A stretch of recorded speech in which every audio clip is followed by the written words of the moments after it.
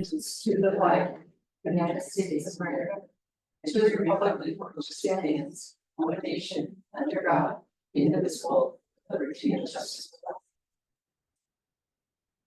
Welcome everybody to the board meeting. If we have visitor guests, or if you'd like to speak to the board, over there, sign in right there. All right, any announcements? Seeing there's none, we're going to move on to the Leads Award. Superintendent Stuckey. Fabulous. Tonight, we honor Mount Angel School District students for excellence. The Leads Award exemplifies the best of what our students offer to their peers, their school, and the community. LEADS, or LEADS, stands for L, leadership, contributions in and for the student body or the school, and or representation of the school in events. E, effort, short or long-term improvement in individual practices. A, achievement, unique skills the student represents for the school or demonstrates in the school. D, diversity and inclusion, contributions that increase practices of inclusion for all students in the school and school district. And S, service, contributions in and for the community and or the school. So tonight we recognize one student from each school who's demonstrated one or more of the LEADS characteristics. Each student stands out as a model of excellence for others. Tonight, each building principal will share with us what is unique about that student, and we'll start with Ms. Mine's not here. Should I still? Absolutely, because it's being recorded. Sounds good. Great.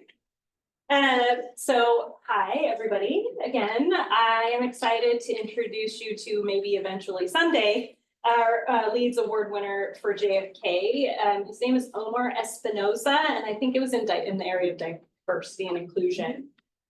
His nominators, and there were 3, said this about him. He's a hard worker. He makes sure everyone's included. He's very nice and funny to everyone, and he makes sure that everyone's included and on task, and he lightens the mood.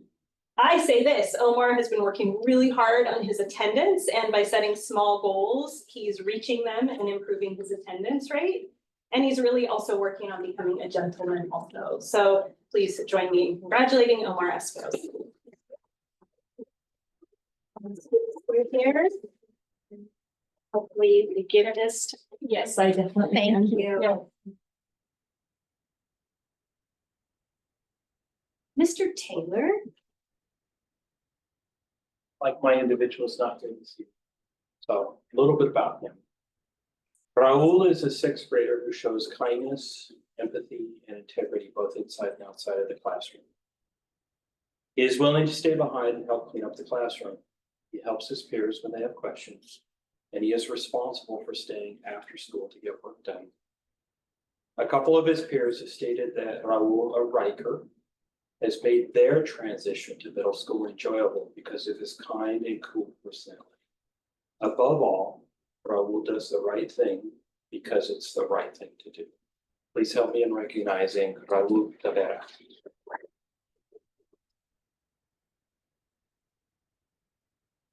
Thank you, Mr. Taylor. Mrs. French. Good news. Yes. We're happy you're here. Hello. She is just lovely, this girl. At the beginning of last year, I always noticed her. She's very positive. She's like a bright sunshine. I love it. So we're going to officially honor her. So Lakin is actually 4th grader this year. So this is what your teacher wrote about you, okay? We recommend Lakin Wavra as the lead student for her leadership, effort, and achievement. We talked about how it was really the leadership piece that got you. Lakin has a positive attitude about learning and encourages others to focus on learning. She is a role model in the class by being on task and focusing on her work. She is thoughtful, puts her best effort into everything that she does, and produces high quality work. Lakin is helpful to other students by explaining her thinking to them in ways that they understand. Maybe you're going to be a teacher one day. It's good. Lakin is a leader by being an active listener, kind, helpful, thoughtful, and respectful. Congratulations. That'll go to you instead of. Yes, it will. Congratulations to you. Yeah, well done. You guys go over here. Sure. Not that I don't want to get all you lovely people, but. All right. 1, 2, 3. Right. And now that one one picture, you want to get one with the board? Yeah, so you guys wanna go in front of the Same books spot. too? Yeah, all right, guess what, you can have all. Oh, the grown-ups it's like a around picture. you. You're gonna be right in the center, Lakin, and all these grown-ups are gonna come around you. You're gonna be Our guest famous.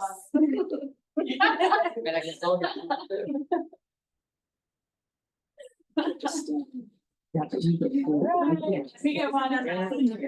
All right, we're gonna look here first, 1, 2, 3. All right,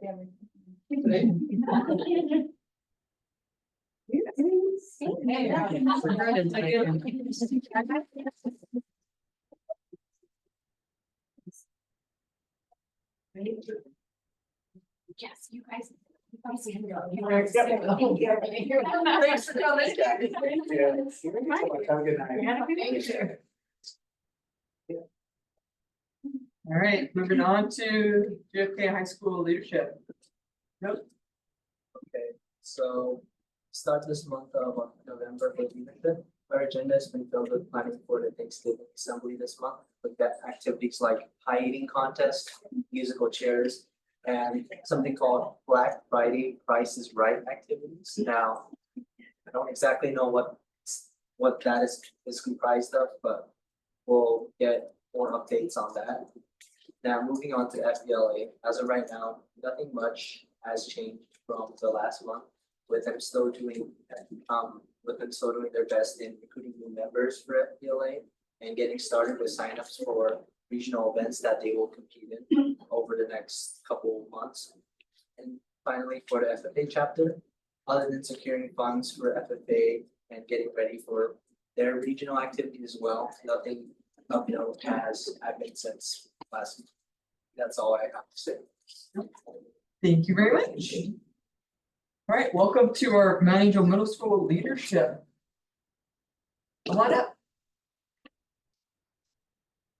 Good evening, everyone. I'm Broderick, the middle school student body president, and this is Izzy, the 7th grade vice president. Today we'll be sharing with you the things that we have accomplished so far this year in leadership and what we plan on getting to. Our entire presentation includes coverage of school fundraisers and dances, our student recognition, sports, and other similar things that the leadership has done. Starting off with our first dance, the fall dance, which was on November 1st, there were a total of 108 people show up, which paid for our $40 DJ and made us $111. So far this year, we have had one main idea for student recognition, which was to make wanted posters of students who have been recognized, talking about all of the good things that they've done. We've altered this idea slightly into something just as good. The idea is that people see other people doing a good thing, then they write that person's name down on a slip of paper. They include what they did and then place it into a small box. We pull one ticket from the box each week and then showcase their names and what they did onto the TVs around the school, and they also get onto the announcements each day. This is a new thing that we are putting into work this week. Another thing that we have started off with this year is sports. Soccer and volleyball both had difficult seasons, but they powered through with a couple of wins on each team. Football is also concluded with only 2 losses. Girls basketball and wrestling have just started up. The girls team had their first game on the Sunday, and wrestling will start tomorrow. Some other things that we've done in leadership is purchase and receive our shirts. Yeah, shirts. And then we also have created a yearbook cover. Our yearbook committee is working hard to sift through all the sports photos, dance photos, and Oktoberfest photos, and they have created a cover. Some of the things that we're still working on include another school dance or two, a fundraiser this month into December, and we are also planning on doing some community service at some point this year. Thank you for this time to share how our school is doing so far this year and share our accomplishments. Have a good day. Thank you so much for coming.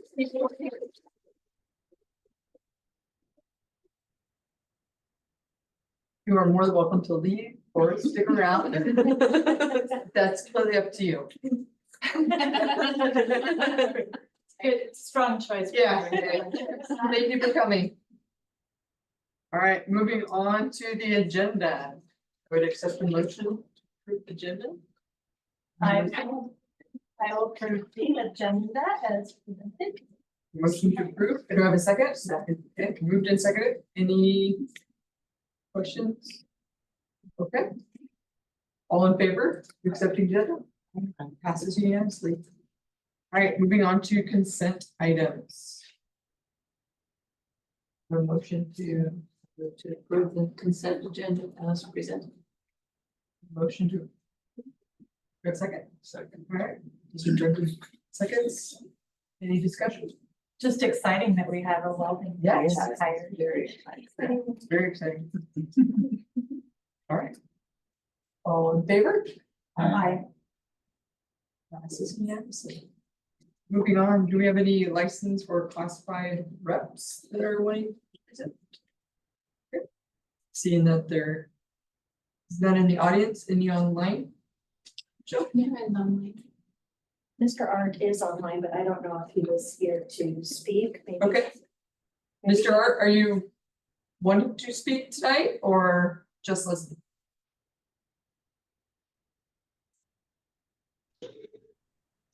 Can you hear me okay? I'm just here to listen. I'm in the middle of Taekwondo class, so. Okay. All right, well, thank you for attending. All right, moving on to administrator reports. Special services volunteer to go first tonight. Director Gordon? Over there. For the Right one here. chair. Man, it is a hot seat. It does take me back, though. Sherry might have been our first meeting in high school many years ago. All right, good evening, everybody. I have a few things on here.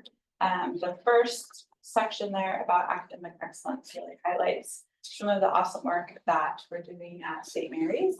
It's really just describing some of the interventions that we're doing with our earliest language learners there. So just described that there. We have some really brave teachers who are willing to take on something. It's really fun to see them get excited about that. And then the second arrow there, we have our first year of a Title I grant. So that is related to Title I.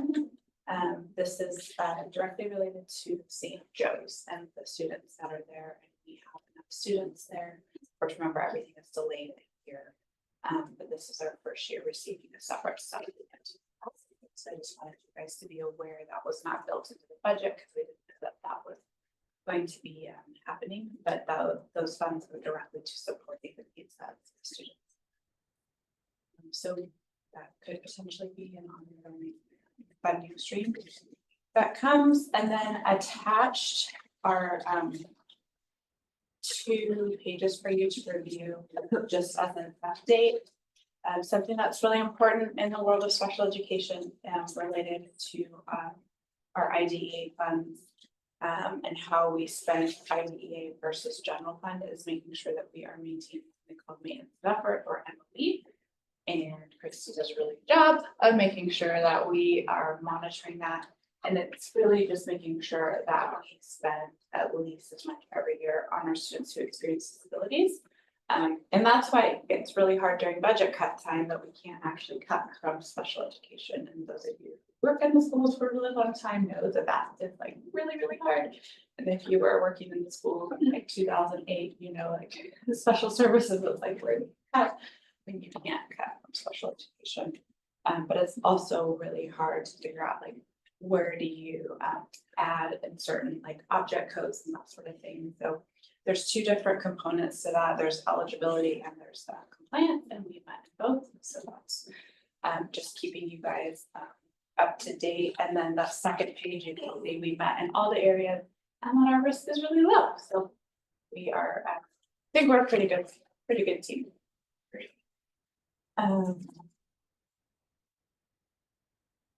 And then I think just highlighting the good work that she continues to just do a really great job. Awesome. Right here. She's really just naturally builds bridges with everybody. I don't even know half the stuff that she does. I'll text her and she's like, yeah, I've already done that. She'll send it my way. The work with St. Joe's really couldn't go as seamlessly without her. She's connecting with doctor's offices, not just here in Silverton and Woodburn, some in Salem. She does a great job of that. The movie night with the parent club and partnering with the library was really great. And the literacy club started today and the library paid for all the books for that. And so she's just really just doing a fantastic job there. And I added on the second page there just some things related to safety that are either in the works or going to be started. I'm sure you took this home and memorized it, so you know everything that's on there, but you know. Otherwise, Jill and I are just, as always, busy in the world of collections, which doesn't always make for such a fun report compared to the principals, so. Next month will be full of reports. Congratulations on getting all report, all for the SPED department from ODE. That's a lot of work. That's what It is a lot of work and be in compliance. We make a pretty good team over here. We're a small but mighty team. Thank you for that. Appreciate it. Next month, you'll see lots of bullets of like, and this report, and this report, and this report. I'm sure it's never ending. It's what you pay me to do, keep you in compliance. So, thanks, guys. Thank you, Director Berkey. Thank you. Mrs. Brendan?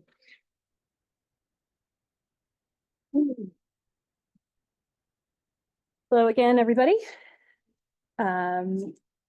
Lots of details in the report, growing in our academic excellence and focus on responding to the MAP data. So teachers have selected an area of focus for their core instruction, and we'll see how that impacts the data when we do our next assessment in February.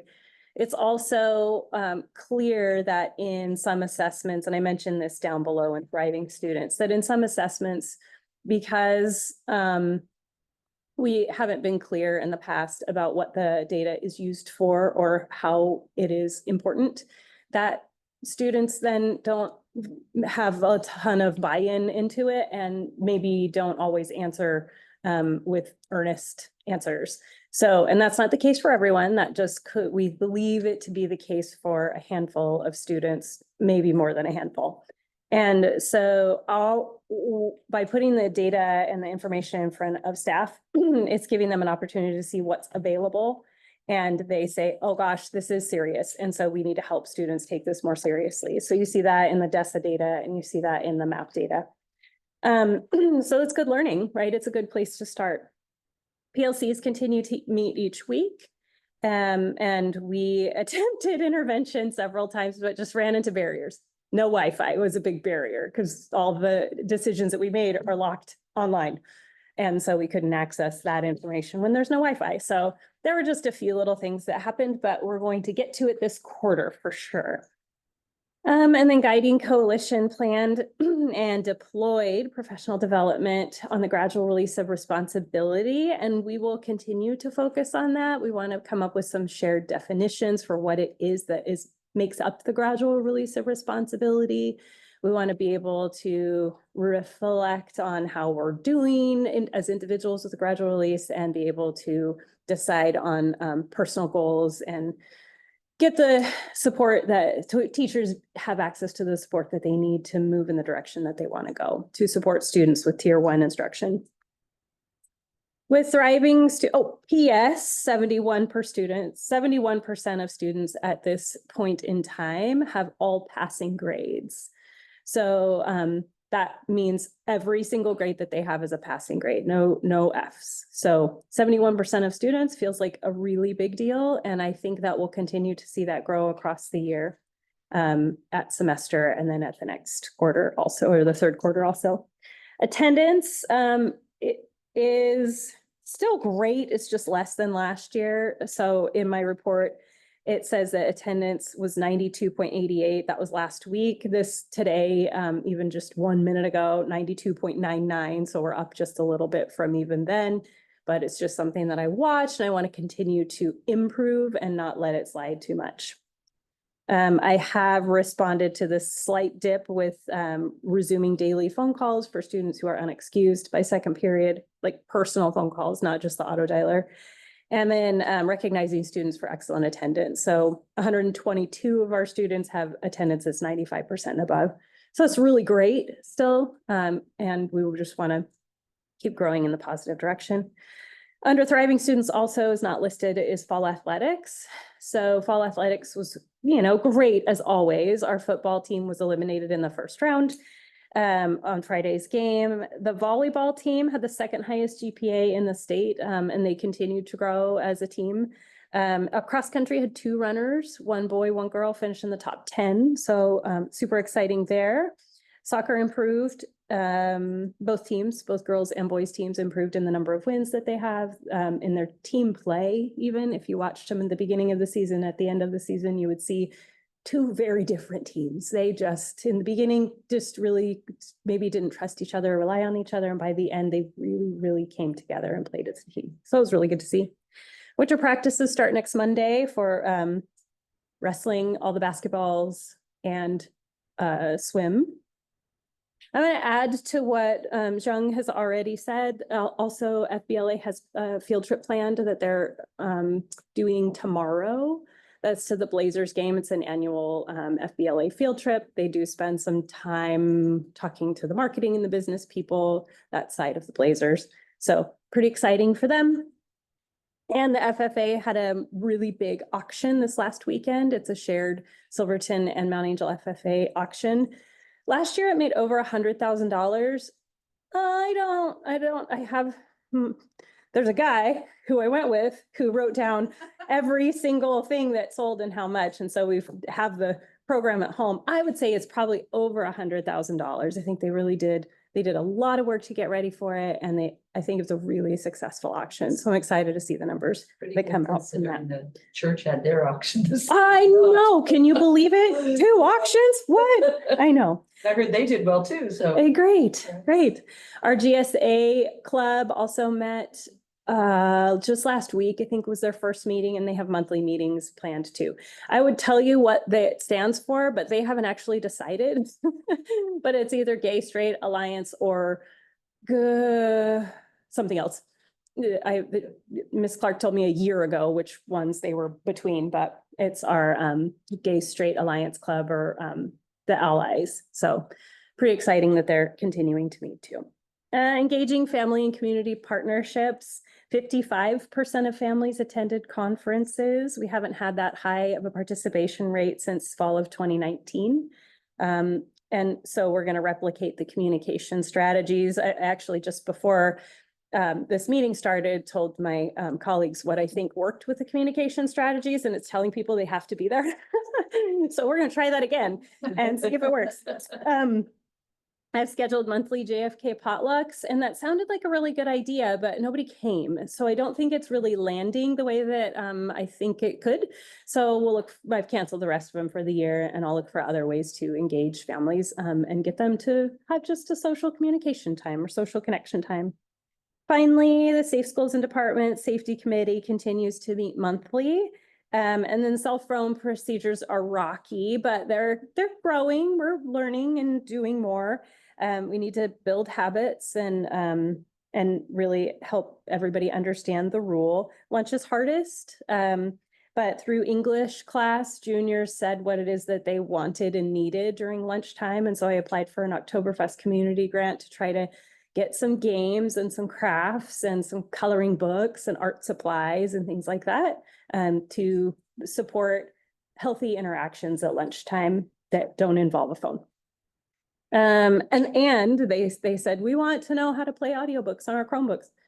Great, let's get the library here. So the library will come monthly and show students how to do that and how to access other library resources for entertainment. So I think that's everything I have. Oh, I did have early results of students. Oh, yeah, okay.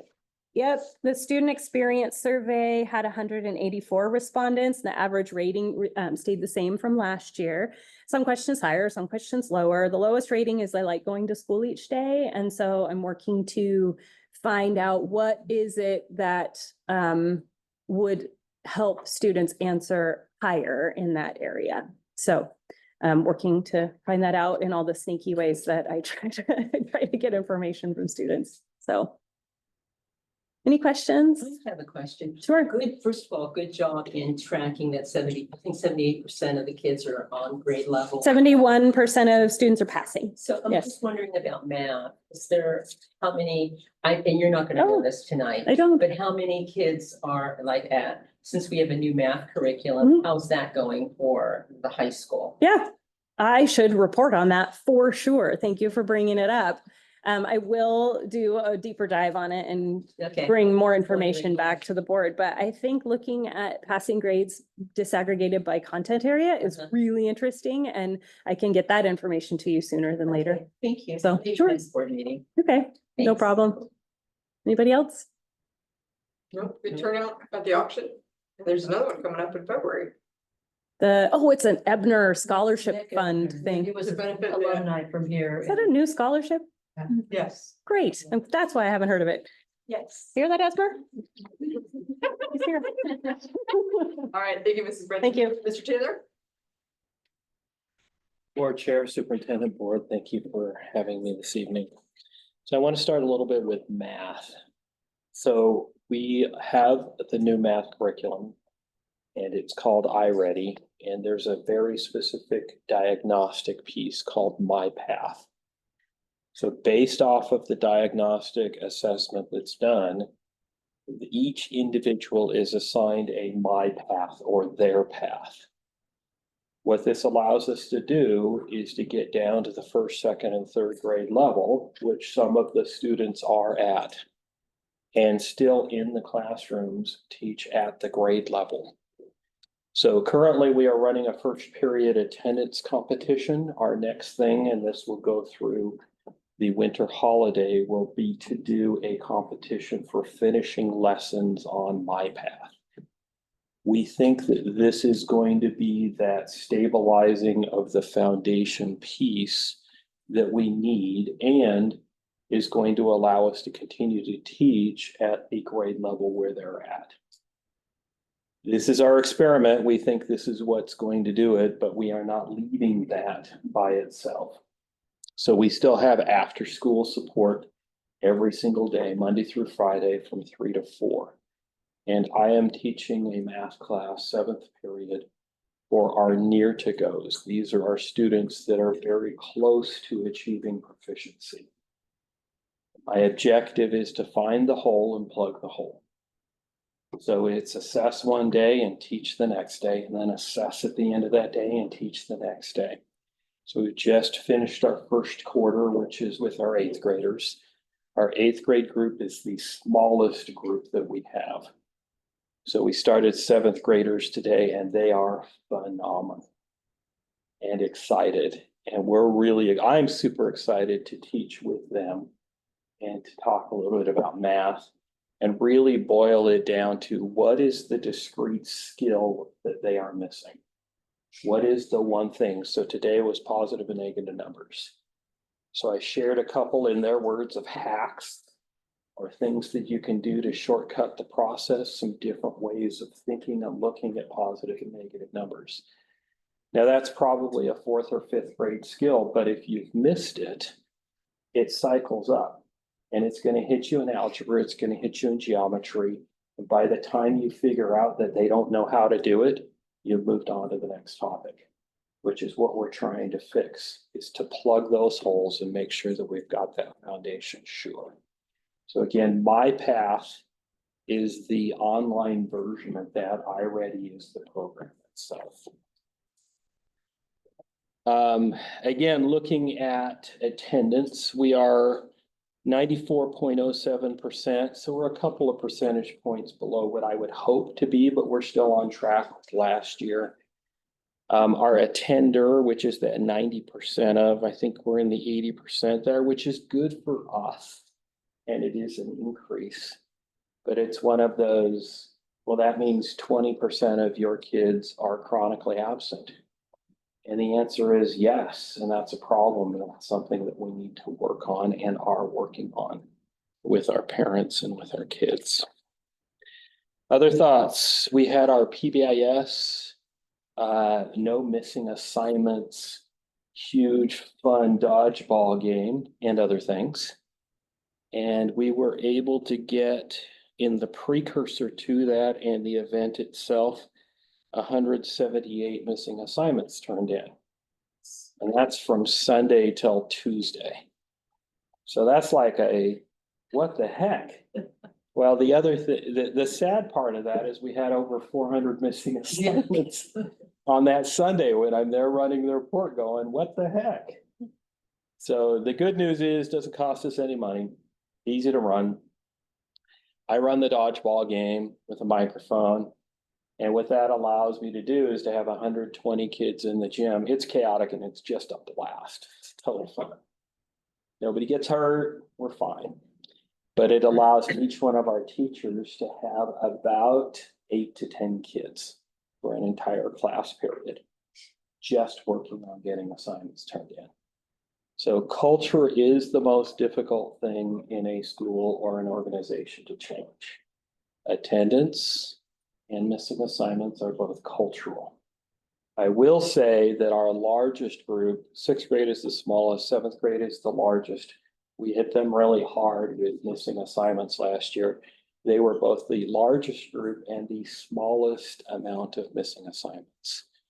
So I think we did a really good job last year in selling this idea. Now, we've got a couple of teachers here in the room. Missing assignments tell you as a teacher, I don't know.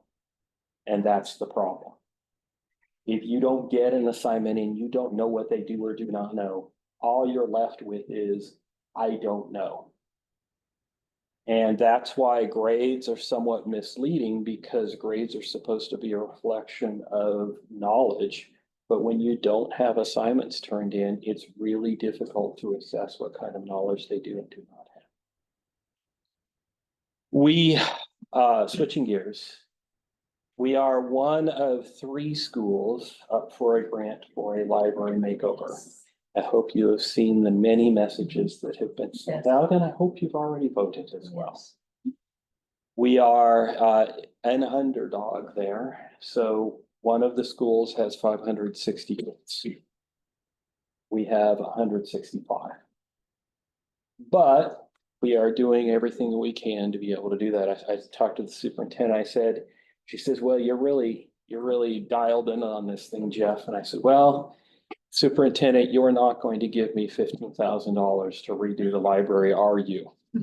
And she said, that's true. If we win it, great. If we don't, so be it. We got close. We are underdogs there, but I hope you will encourage everybody to vote for us. We would love, love, love to get that. I looked at the library today and I'm like, we've made a lot of progress there, but we are still much further away. I wasn't here during COVID, but I was a principal, and I know during COVID, we gave away everything that we could give away to kids just to keep them and get them connected with some kind of education at that time. So our Spanish books disappeared for the most part, and I do not know where they are. So we have about a shelf full. You can see a shelf there, about a shelf full of Spanish language books. We have a large book need, furniture need, and just some paint on the walls to get it to become an encouraging and inviting environment. Question? I have a question on the assignments. Yes. Is it assignments that the kids don't complete during the day? Is it assignments, homework assignments? Is it certain topic of assignment, because that's a lot of assignments. It is. So let me answer. This is what I talk to parents about. I say, so there is a miscommunication between parents and kids when it comes to homework. So for us, homework means anything that's incomplete. So that would be an assignment that was given that you missed because you weren't there that day, that you haven't finished yet. That would be an assignment that you worked on but have not finished yet. And that would be anything that was given is what we would call pure homework. I would say 99% of the assignments that we're missing do not fall into the pure homework category. They fall within the, I was not here that day, so I haven't finished it, or I was here that day and I just haven't finished it. I think you would also be surprised at how many kids had it finished and simply not turned in. That's true. And again, that's cultural, and it's something that we need to fix. Yeah. Other questions? It's good you're tackling that problem. That's a big problem. Thank you. Thank you. French.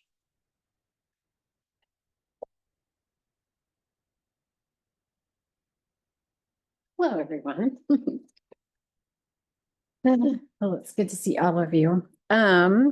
I will start with talking about how we spent our time on November 1st with teachers. I sort of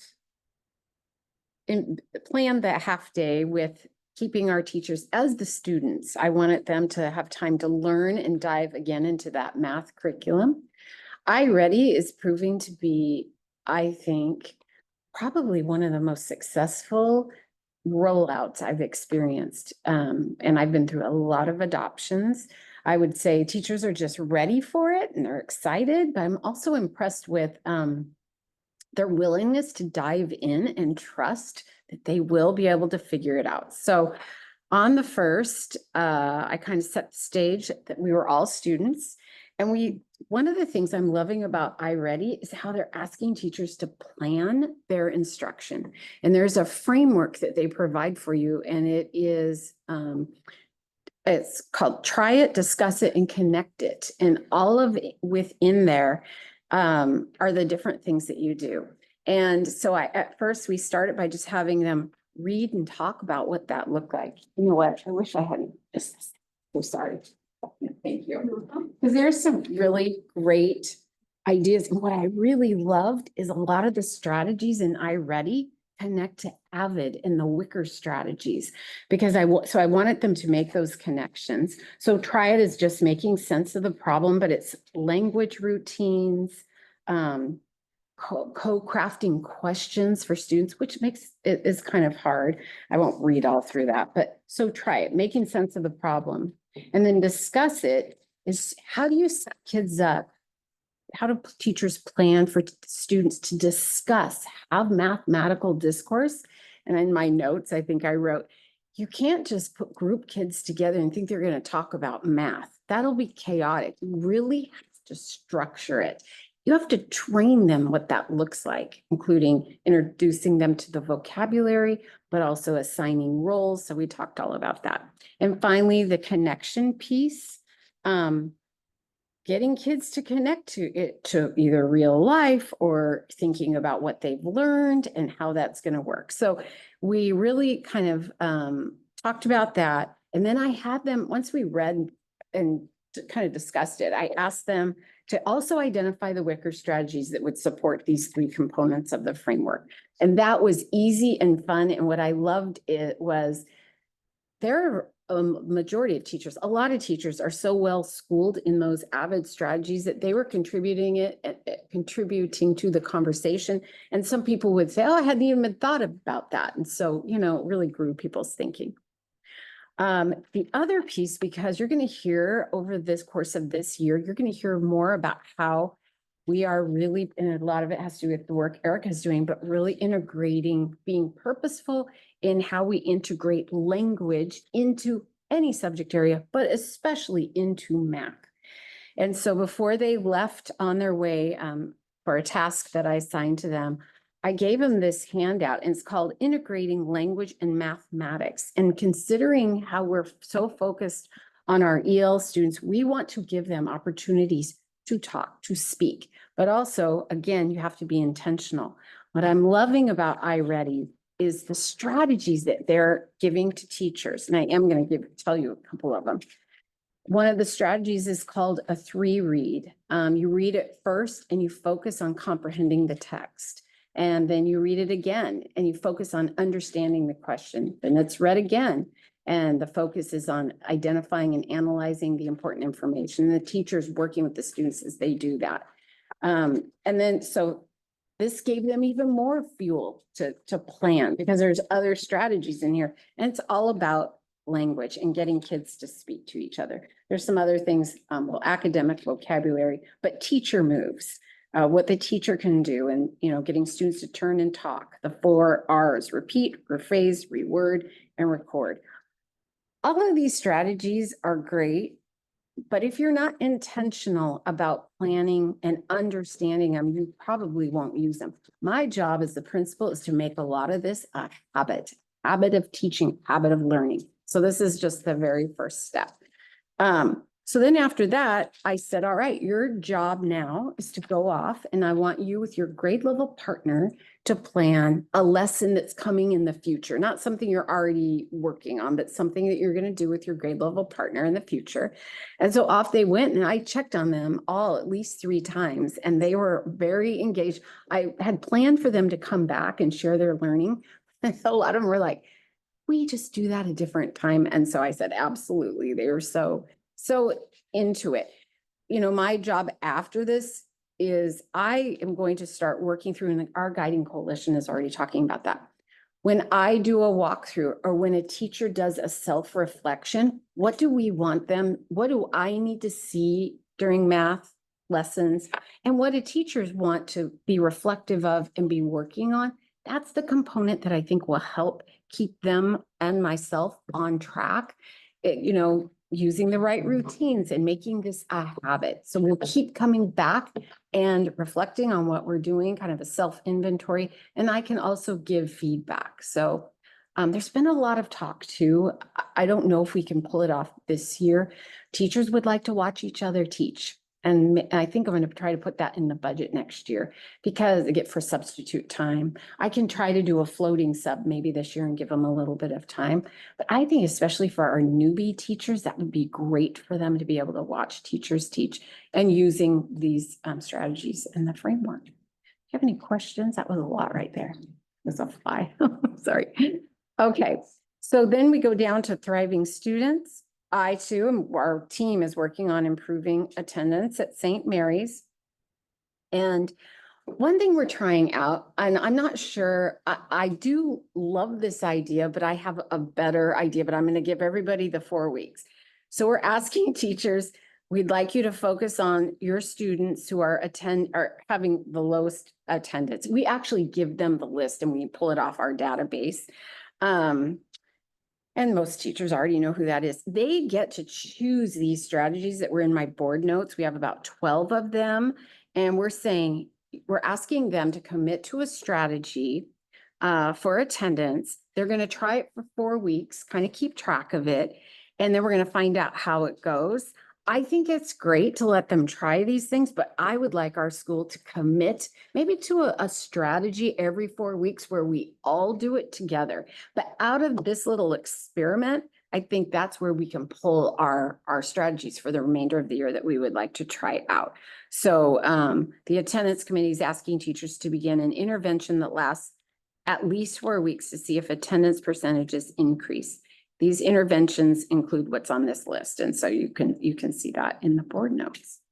One thing I have to say about being an elementary school principal, I worry sometimes about when it comes to attendance, how much control, I am very careful how much control the student has over it. I don't want them to feel punished because they aren't able to get to school. So I also need to be building relationships with parents. That's not in here, but that is a huge, huge part of getting them to school. And sometimes the story with the parents who struggle the most, it is about trying to get the child to school, and it's hard. Their mornings, the poor parent, I feel for them. The parent is struggling with the child and they just don't make it.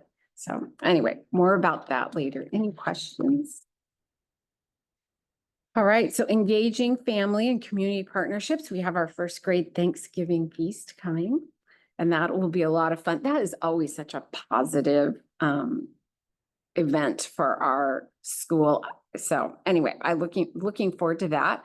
The other thing I mentioned is in I will be meeting with the Marion County Early Learning Hub for the grant that we will get again for early literacy. And so myself and the kindergarten teachers work with the representative from there, and we come up with how we will spend money. And in the past, you can see it's gone to book bags for students, summer kinder camp, supplemental literacy resources. Did I not mention, it also has a parent education component. It was not very well attended last year, and I'm trying, and we've served dinner, which I know that's important. We had childcare. So we're going to go back and relook at that because I certainly would love to invest in educating parents on early literacy. I think that's really important. So at the very end there, the safe schools and departments, I talked about setting up a learning environment that is tightly structured on, well, I didn't say this, I said on trust. If we are going to do this mathematical discourse, and we are trying to get kids to try new things as well as our teachers, our goal needs to be setting up a learning environment that is tightly structured and predictable.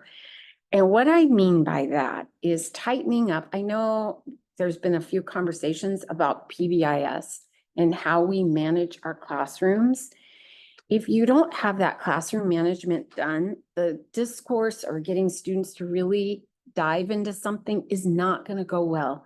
And so we right now, our work today, even during Guiding Coalition, we talked about hacks and how well implemented is it. We, of course, started off strong. I reintroduced it, gave everybody these cute little recipe cards that told you what the 10 PAX kernels were, and I wanted them to revisit. I said, I'm going to do a walkthrough and look for the vision posters. I did do that. There was a few I was surprised there wasn't there, and anyway, I won't go into that. Okay, we're working on it. But though that PAX program is we talked about it Guiding Coalition today. You're either in or you're out. If you're not going to go full throttle on it, then it's not going to work. So we are talking about how we're going to kind of hit a reset. I think teachers in general are primed for it, but we have to say the expectation is these different ways of approaching student learning. So, or setting the stage for student learning is really what I mean to say. Okay, I'm done talking. Any questions? I have, so when the teachers are all working on the same math goal per grade level, is that what it is? So they could all practice with doing that. Is that how that works? So everybody's doing unit 1, blah, blah, blah, at the same time, or is everybody all over the place? It's a little bit different. Every grade, the grade level teachers are on the same pace. Grade level. Right, because it's paced out a little bit different at each grade Okay, level. that's good. Uh-huh. That's good. Yes. And we're working on that pacing, but right now, yes, they stick together and So everybody sits together and then they. grade level wise, grade not level school wise, wise. Not school wise. Right. but grade level wise. Exactly. Yes. Okay, that's good. It is, yeah. So with attendance, is it tardies? Do the kids come late or they just don't come or? So with attendance, we do have tardies, but it's really, they don't show up to school. So right now, our 4th grade and our 2nd grade, but our 4th grade is really, for whatever reason, is really struggling. 33% have a high, rate of not showing up for school. So we, you know, that is it. They don't come to school. Yeah. And sometimes our parents will call in and say they're sick. It is true though. We had It's true. hand, foot and mouth Sick. disease was coming through the school. It's over, I think, I hope. You know, huh? Knock. Yeah, sorry. Yes. So it is true. It's different, a little bit different at the elementary, but we're working on it. You're welcome. All right, All right. thank you much, Mrs. Wright. Absolutely. Thank you. Moving on to the budget report.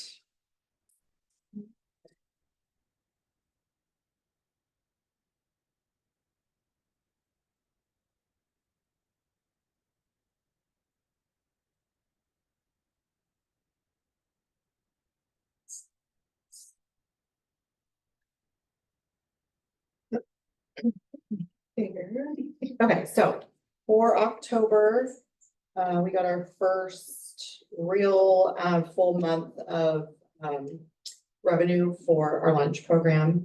There was a little over like, what is that, 43,000, 42,000-ish, which is according to Stacy, she's been watching this really closely, is one of our records. It's higher than when we were a combination between or excuse me, before, like when it was all paid. So like before we went to student paying again, so during COVID, this was a record that we received because there's so many kids eating. So she's really excited about that. And then the farm to school grant is just another one of the grants that she monitors that, and the fresh food, fruit and vegetable grant are two little grants that she continually gets money from. And then the adult paid meals, this is just parents that come and eat and our teachers who eat in cafeteria. The total revenue for the month, a little less than 46,000. And then expenses for the month was a little over 60,000. Salaries and benefits are higher this month because of HSAs and opt-out. And then the first real bulk up of food is, you can see that expense is 21,000. Any questions on this? We're still trending with a positive month-end fund balance of 15,000. So that is the goal, is to keep that positive. So any questions on that at all? Okay, and then general fund, a little bit of taxes before the big money starts coming in next month. And let's see, the 17,000 that you see there in other local income, that is our E-rate money that we received for projects that we did with technology last year. It's federal money that we get each year that helps offset some of the projects that Scott does in his world. State school fund is still the same for right now. We just got an email that they have asked everybody to go in and make any changes on ADM and taxes and local revenue and see if a rebalance of the state school fund is warranted. And then we'll know at that point, you know, what the whole state is doing to see if we'll get a complete rebalance or just potentially a little bit more because our ADM is currently up. So our total revenue for the month was 704,633. Expenses, so again, like I said before, salaries are higher in October. We also pay out fall sports this month. So that is why salaries and benefits does take a jump this month. And then because this seems like this is going to be a little bit more of a trend, I did increase salaries and benefits for the rest of the year just to really truly give us more of an accurate picture. And so our total expenses for the month were 940,000, a little less than 941. And we're right now trending at about a little over $1 million month-end fund balance, which I'm very pleased with. So any questions on this at all?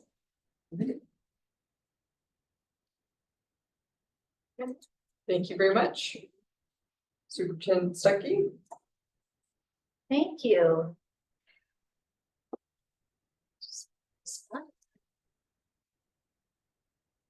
Good evening, Chair Bao and members of the board. Tonight's topics include what we have: monthly student enrollment, transfers in and out, and the current enrollment. Some information for you regarding the parent caregiver survey that closed on Friday, and a very brief bond update for you. We've had no transfers in or out since the last board meeting, putting that packet together. So just staying neutral there. And you will see that in our enrollment, we are sliding back. And some of that is because, you know, you always should have pause when you look at the numbers in September, knowing who's really going to show up for school and who doesn't. So we're keeping a watchful eye on this. Are there any questions about this?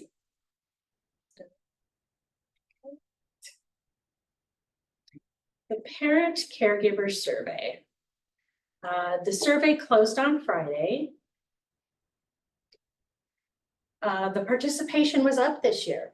We were up 36 more than last year, and we had more input from Spanish households this year, which is great. Very, very happy about that.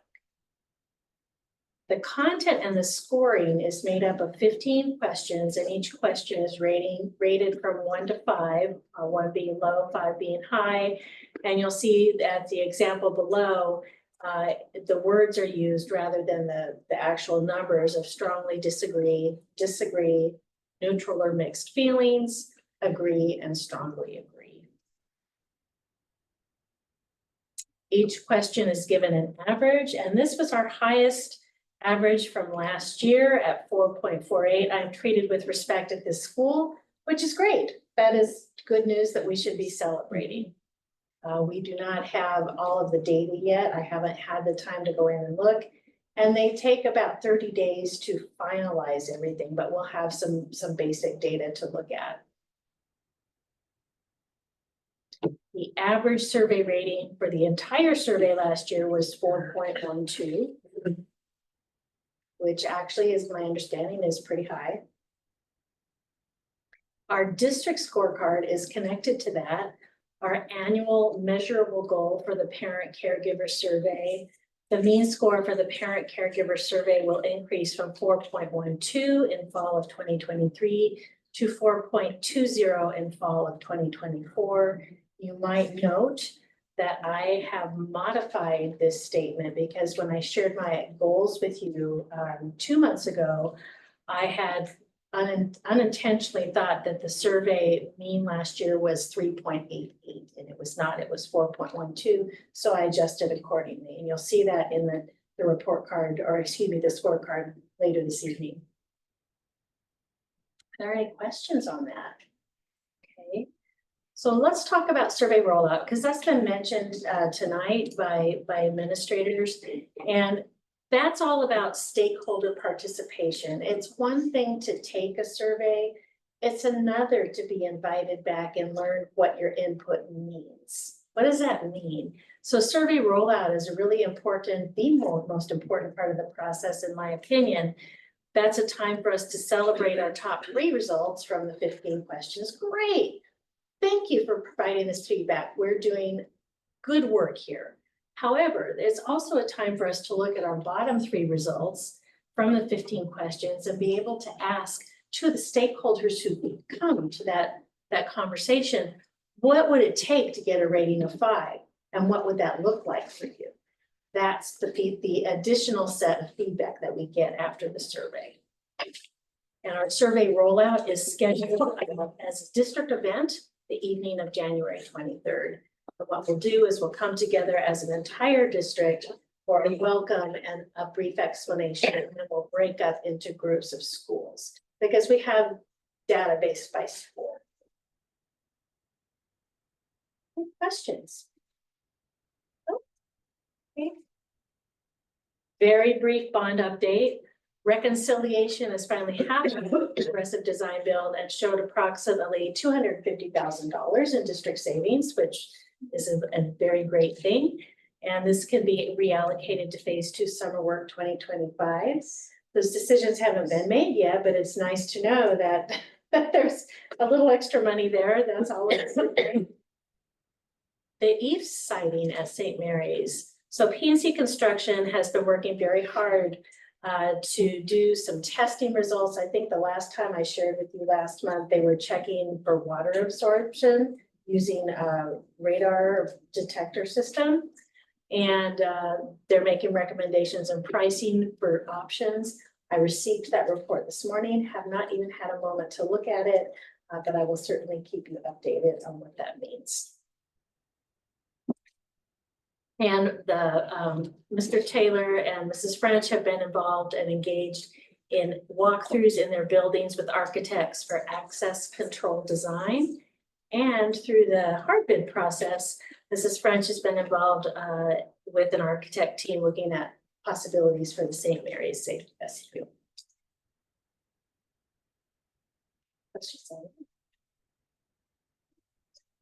Finally, just want to give a shout out to not only our staff, but public education in general. This is a time to celebrate November 18th through the 22nd, celebrating American Education Week.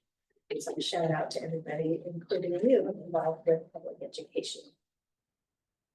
Are there any questions I can answer for you? Okay, all right, thank you. Thank you, Superintendent Stuckey.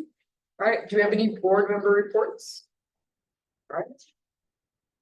Moving on to public forum.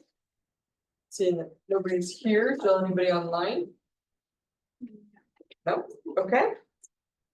And seeing that we have no action items this evening, we're gonna move on to our discussion items. The district scorecard, report 1. Yes. Superintendent Stuckey is up again. Thank you. This is in your packet. I don't have visuals for this, but if you look in your packet, you will find the most up-to-date copy of the district scorecard, starting with academic excellence. And I just wanted to walk you through these. You have seen the annual goals. You had not seen how we've been monitoring the progress or the strategies that have been selected. So that is in here for you tonight. Grade 3 reading based on MAP indicators. MAP is a little tricky to align with OSAS because it's not based on what's on grade level, it's based on percentile. But what we are finding is that 50 percentile or better generally indicates on grade level. And what we are predicting is 25 to 36% of students at grade 3 are likely to be on or above grade level on the OSAS assessment in the spring. Okay. You'll find strategies off to the right. We've gotten some of them done. Others we haven't gotten to yet. Math average in grades 3 through 8 and 11. We have through iReady 12.15 in grades K through 8. Yes, this looks low. It's also an assessment that is for the entire year's worth of knowledge. So it's not surprising to me that it would be this low to begin the year. But certainly always room for growth. We expect an increase, of course. Any questions on that? Okay, math grade 8, 14% are on or above grade level per the iReady results. Again, a full year's worth of knowledge there to be tested on, so it will increase. English language proficiency, we're using a handcrafted assessment this year that William Holman has put together, which is a pair assessment that is very strongly correlated with the ELBA or English language proficiency assessment. And at this point, the data is telling us, indicating that about 24% of our students are likely to obtain proficiency this year on ELBA, which is great because we went from 1% to over 10%, and now I'd like to be able to get 14 or better %. Special education using MAP data has been interesting because K through 6 didn't use MAP last year. So we can't compare MAP to EasyCBM. So for them, it's a baseline. But grades 7 and 8, 46% of students that are eligible for special education met their growth goal. So that's significant. And then in the grades 9 through 12, access to the MAP data didn't happen until the last minute. It's incomplete for you, and my apologies for that. We also have a teacher who's learning to use the system at the high school level in special education. Any questions on that? Okay. On-time graduation and 9th grade on track are blacked out because we won't collect data on that until the end of the first semester at the end of January. Does that make sense? Mm-hmm. Okay. The next area of Thriving Citizen, you'll see our daily attendance average is 93.79. We're in the green. Let's keep it going. Regular attenders right now above what we had anticipated at 81.94%, also in the green. Student belonging is in the yellow only because we have to compare it one more time when that assessment is taken later in the spring. Same for student belonging is blacked out for March because they won't take the assessment for a second time until after that. So there won't be a report in March for your consideration. And then student well-being, we kept it at K-8 after having a great discussion with Mrs. Brendan, and she did allude to this earlier tonight, that high school students may not have understood the real importance behind DESA and what that would do for them. Therefore, we saw red zone results in the high school like at 40, 50, 60%. So there is some, there's some instruction that needs to be done there, but we know from K through 8 that about 15% of our students are in the red zone. And we are working on, as you see through strategies, trying to provide the right supports for every single one of those students. It's not enough to just say, all right, you're in the red zone. That's not helpful. It's what we're doing with the information. Question? Yeah, can I go back to the daily attendance? Certainly. I might not be understanding correctly, but I was wondering, would it be in the yellow because we're making improvement, but our goal was 94% or better, and we're at 93.79%? Can you clarify that? Yes, I put it in the green because it felt good. Okay. And you rounded And if somebody rounded roll like I am. I appreciate you pointing that out and keeping me honest. Thank you. Any other questions there? No? Okay. Engaging family and community partnerships. So we're looking at trying to increase the average percent of attendance at UNIDO's events. And last year, we had 11 parents to 20 parents, the average of parents' attendance at UNIDO's events in 2023 from an 11 parent average, we'd like to see a 20 parent average this year. Our first event, we had 23 parents. And again, I put it in green because it feels good, but you can certainly move that back to yellow. No, you're green on that one. Okay. Your goal was 20. I got you. Yeah, you got 23. That's right. You're exceeding. Celebrate that one. Community involvement. At first, as an admin team, an administrative team, we talked about this and we're wondering, well, maybe we haven't gotten to this yet, but actually every school has, JFK every year has their seniors help set up for O-Fest. That's a community connection. MAMS has already had a walking field trip to the city library and had students sign up for library cards. And St. Mary's walked to the towers and the residents there were delighted. So that is in the green. Of course, we'd like more than one, but that's a starting place. And there will be more events coming this year.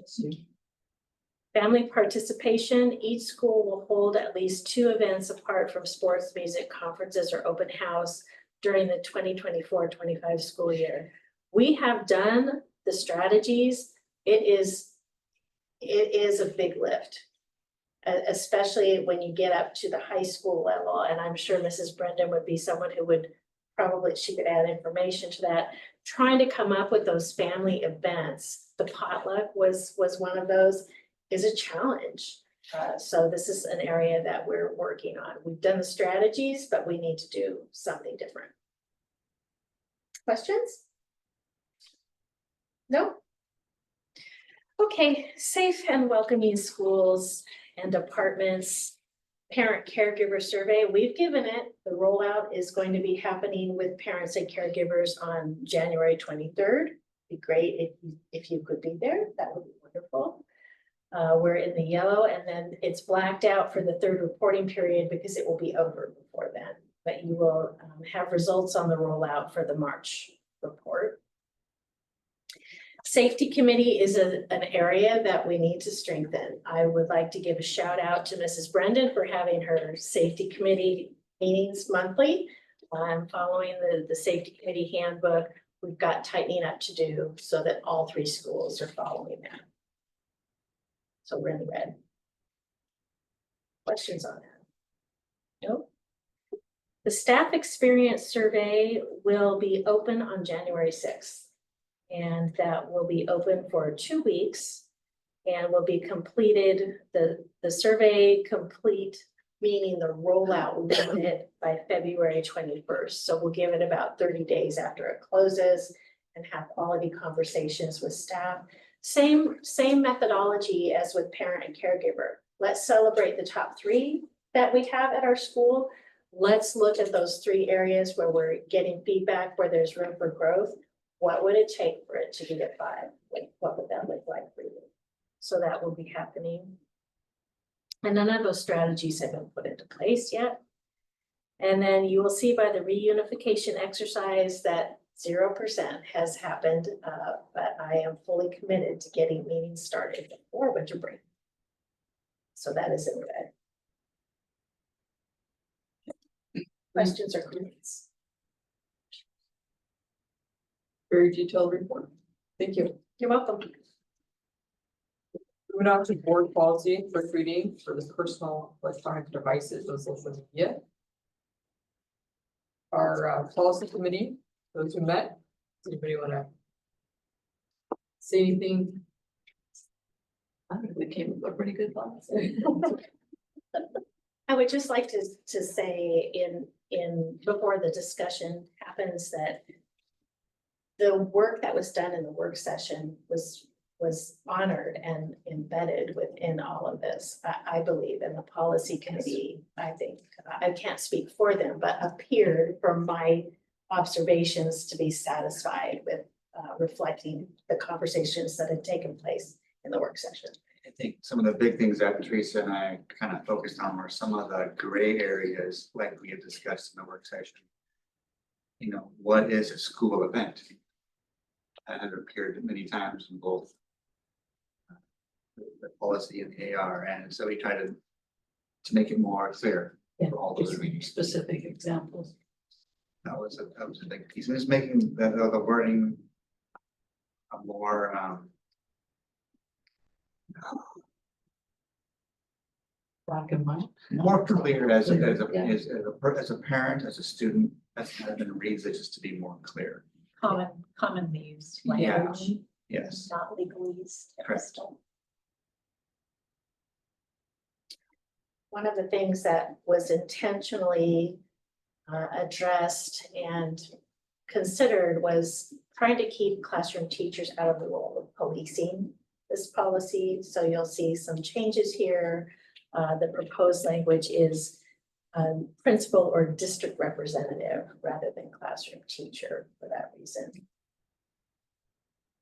Other highlights would include clarifying what does the school day mean? And so you'll see here just within the very first paragraph, during the school day can include, but is not limited to field trips, bus rides, and extracurricular activities. Is there anything else that policy members would like to bring forward? Thank you, Teresa. Thank you. Yeah, thanks for all your hard work on this. Any questions? No points of clarification here? I think it looks great. We'll move it to a second reading. All right. Okay. All right. Equity update. There is an AR that goes along with the policy, so everyone feels fine about that as well. Yeah. Do you want to have discussion about that? All right. Bring this home tonight.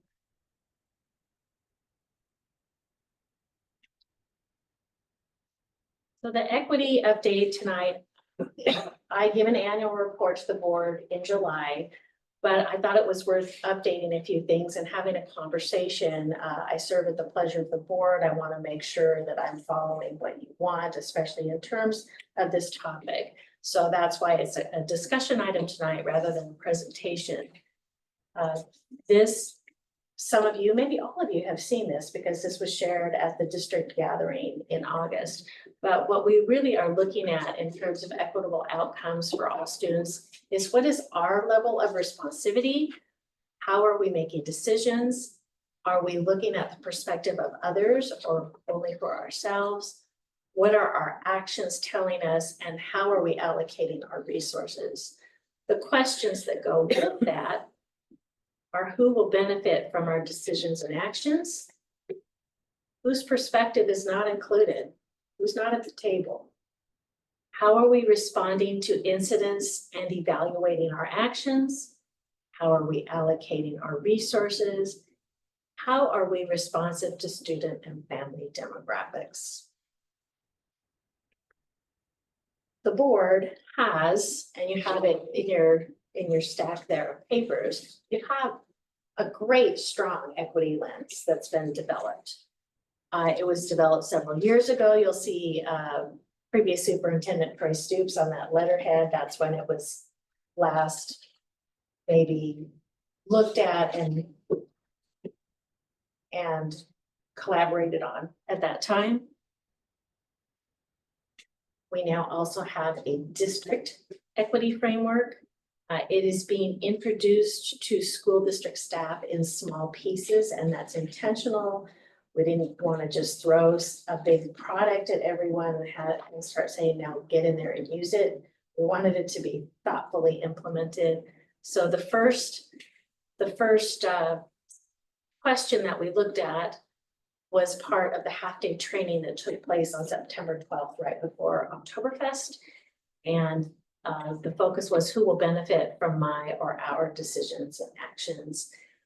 As you see here, but also on the back of the equity lens, there's the framework for you. This is not a checklist. These are not, the examples that are below that are not things that you must do these things in order to be equitable and get outcomes, but they're suggestions, they're examples.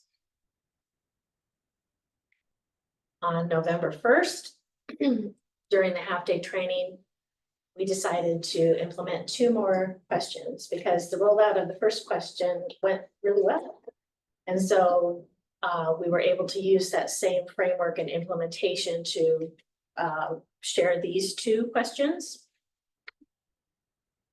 So now for the school district and for district staff, it's about breathing life into the framework through group discussions, group decisions, individual and group actions.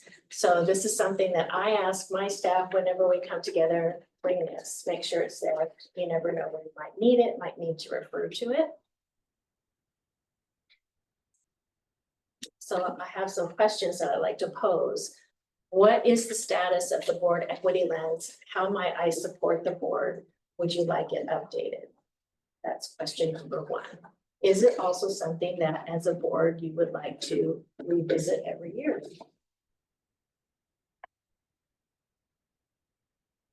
Thoughts?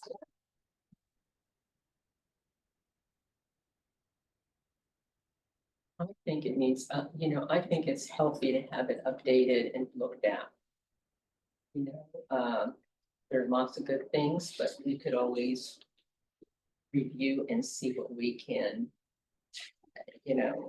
think about, what's working, what's not, and how we could continue with all of the school board supporting the equity framework in general. Thank you.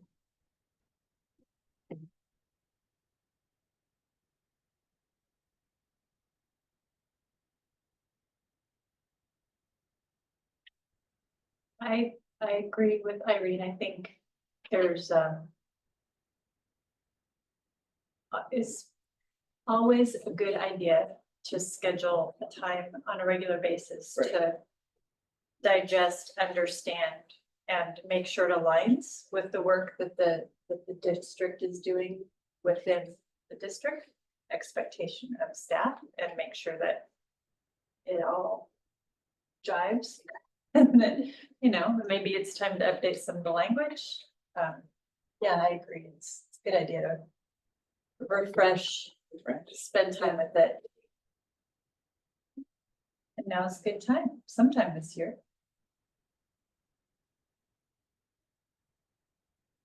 I'm hearing 2 board members say, yes, this is great work that was done. Let's continue to embrace.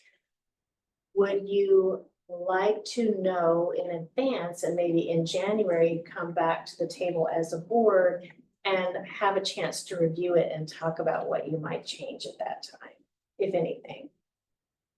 Because that wasn't really on the agenda tonight. I wonder if it warrants a work session, I was kind of thinking of a work session on it. or if we could do it during the regular. I don't know, it's just a question.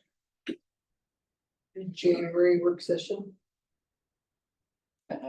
I support having a work session on this and then really digesting it, and especially since superintendent, you are.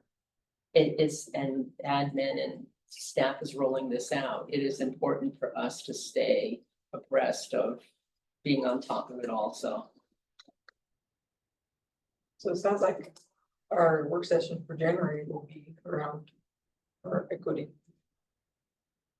framework. I will do whatever you need to prepare for that. That's exciting to me. We'll have a chance to learn more about the expansion of the Equity, Diversity and Inclusion Committee. And we could also, if there is interest on the part of the board, which is the second question, in adopting the equity framework as well. Or is that a discussion item for the work session? We can, yeah. Okay, yeah, great. Something I wanted to share with you tonight is that we've taken the questions, and whenever the staff get a new question, they add it to the ring. And so they have this that they can take with them everywhere, and so by the end of the year, they'll have it. Plus they have the full one. So I'm hearing a work session in January. I've said that.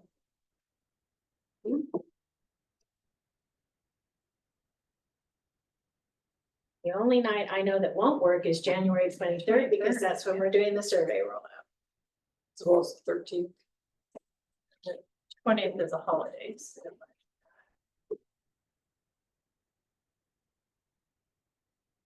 You wanna do January 21st? Too much that week, with the 23rd evening as well? And it being a holiday week, I think The that's a bit ambitious. I'm sorry, what was that? What was the 23rd? Survey rollout. The survey rollout. We could do the 28th, That's really fine. or we could do a Monday, maybe. I don't have anything. I'm pretty open right now. Yeah, I'm good with. So what day? What day? Monday, the 27th, or Tuesday, the 28th. Either day is fine for me.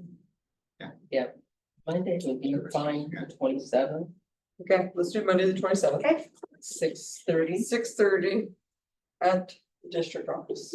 Monday, on Monday you have meetings. What? On your calendar, do you need that? is that on the calendar? Is there another?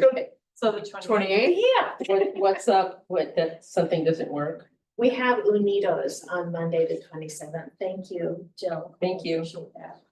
28th, 6:30, district office, Okay, focus. got it. Equity funds. Thank you. Thank you. Thank you. All right, anything before we adjourn the meeting? All right, November board meeting is adjourned. Thank you, everybody. Thanks, everyone.